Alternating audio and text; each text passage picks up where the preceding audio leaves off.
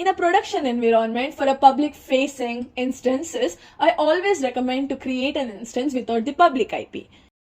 Or if you have an instance with a public IP, I would say just create an elastic IP, attach it to the instance and start working on it.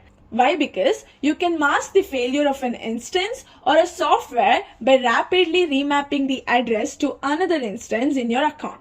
Also, you can move all the attributes of a network interfaces from one instance to another instance in a single step. I am Primitive and welcome to my YouTube channel. Here, I will create an elastic IP from AWS Console. I will also show you how you can attach it to the instance. Here, in Configure Instance Detail, you have an option to auto-assign public IP. I have selected Disable.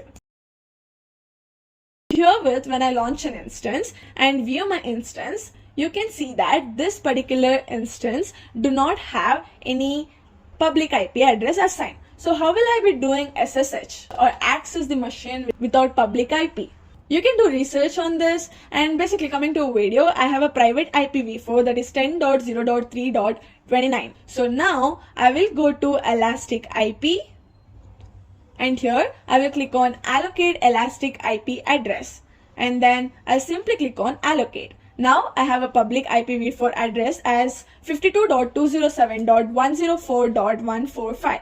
Here I will click on the elastic IP that I've just created, and I will click on Associate Elastic IP Address. I will select an instance which needs elastic IP address, and I will give the private IP address of an instance that is 10.0.3.29.